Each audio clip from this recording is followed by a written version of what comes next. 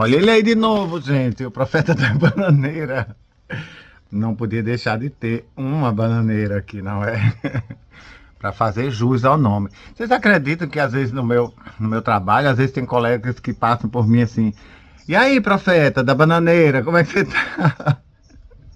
O negócio parece que pegou mesmo, né? Mas enfim.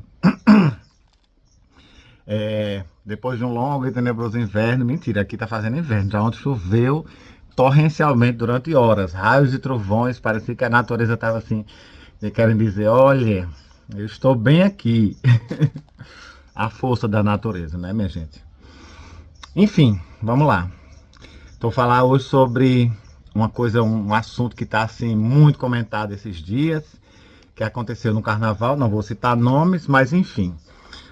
Uma pessoa se denominada, autodenominada ou denominada por alguém de apóstola, em cima de um trio elétrico na Bahia, em pleno carnaval de Salvador, a pessoa foi, estava cantando, não sei o que lá, parou, a convite de uma outra cantora, muito conhecida nacionalmente.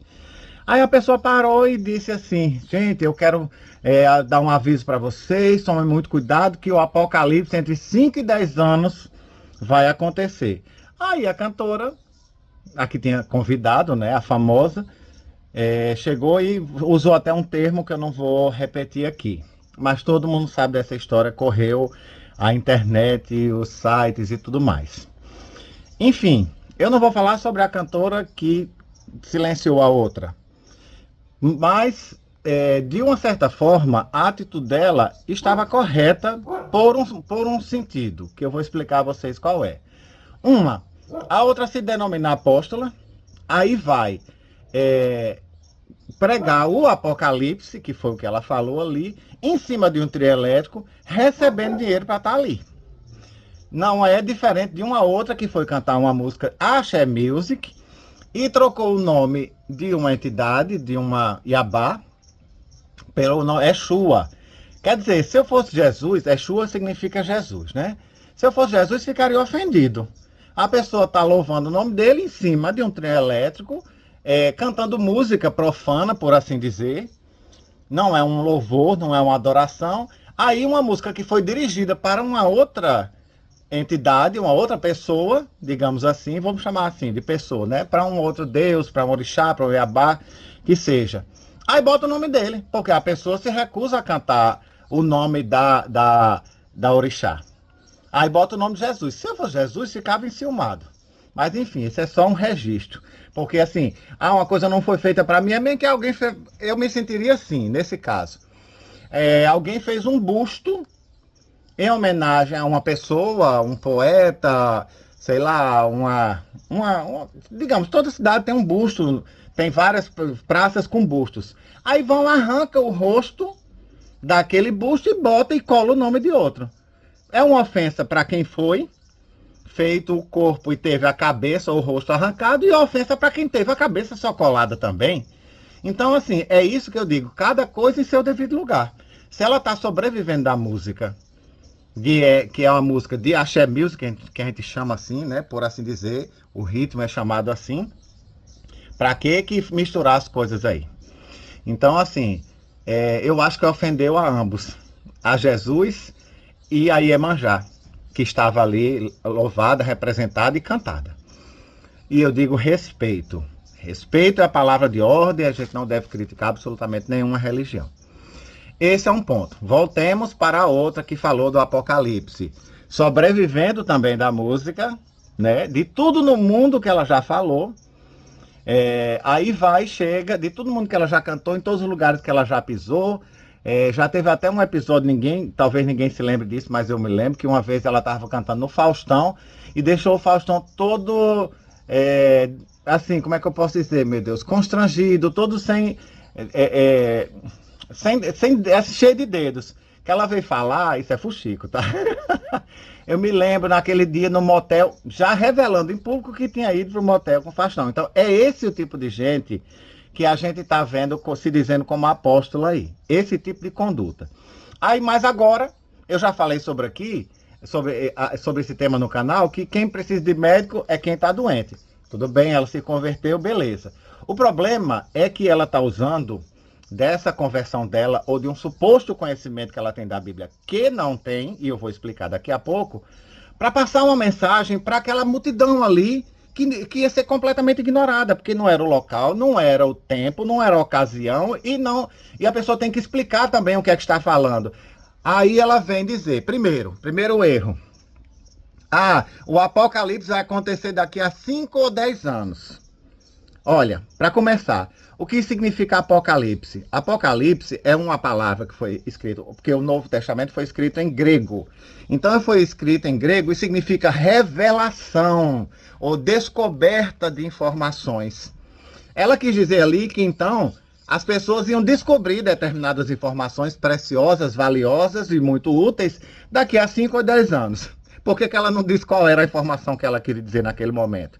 Então as pessoas confundem Apocalipse com o fim do mundo. E não tem nada a ver uma coisa com a outra. O Apocalipse é a revelação. É o que exatamente foi passado pro apóstolo João, quando estava na ilha de Patmos, quando ele foi expulso da terra dele, e jogaram ele na ilha de Patmos, que era uma prisão. As pessoas ficaram lá, míngua para morrer. E lá ele recebeu essa revelação, ou seja, esse Apocalipse. E daí ele escreveu sobre o fim dos tempos, entre tantas outras coisas que o Apocalipse tem. Não fala sobre o fim dos tempos, não. O Apocalipse, por isso que não significa fim dos tempos, é uma revelação, estava falando coisas que estavam acontecendo ou queria acontecer em breve ali, como as cartas que foram enviadas às 7 igrejas da Ásia. E ele viu Jesus, ele viu tantas outras coisas que estão contidas no livro do Apocalipse. Então, a primeira lição é não confundir a palavra Apocalipse com o fim dos tempos. Primeiro erro que ela fez aí. O segundo, aliás, a sequência de erros, mas eu estou falando biblicamente falando, certo? Teologicamente falando, doutrinariamente falando, interpretativamente falando, o primeiro erro já foi chamar ou confundir Apocalipse com o fim dos tempos. O segundo grande erro, fazer previsões sobre o fim dos tempos. E ontem eu estava conversando com um amigo meu e ele não tem conhecimento da Bíblia, não vou dizer o nome, porque eu não vou expor a pessoa, mas é um fato. Eu acho que é o único contato que ele tem com algum conhecimento da Bíblia é através desse canal aqui, deste profeta que vos fala, profeta da Bananeira. Então ele estava dizendo, amigo, mas é porque ele mora na região onde teve muita incidência de dengue. E já estão até criando uma vacina aí que eu soube, mas parece que ainda não está em circulação, porque tanta gente adoecendo, né? Eu tô vendo aí tanta fome, tanta guerra, tanta peste, tal. No livro de Apocalipse, isso sim, é dito que esses vão ser os sinais que estariam anunciando o fim dos tempos. Sinais.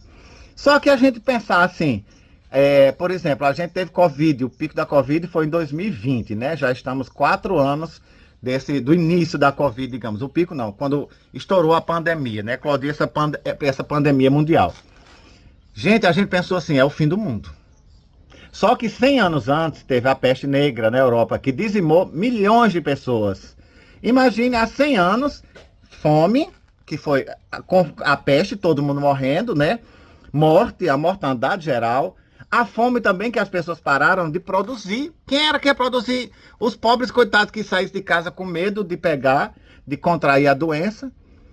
Guerra também, porque não estou só falando de que eu não vou voltar historicamente para saber qual era a guerra que estava acontecendo, mas vocês imaginem que um vizinho tinha alguma comida e aí estava morrendo, o outro invadia a casa. Isso é uma guerra civil, pessoas se voltando contra a outra. Então tudo isso já existia. Desde muitos anos. Imagine, depois de Jesus, 2000 anos, sempre existiu morte, peste, guerra. E a gente sempre associa isso. Chegou o fim do mundo. Não confundir com o Apocalipse. Chegou o fim do mundo. Eu não estou dizendo aqui, nem tem a ousadia de dizer que o fim do mundo não pode acontecer amanhã ou hoje. Mas por quê? Aí vai uma explicação.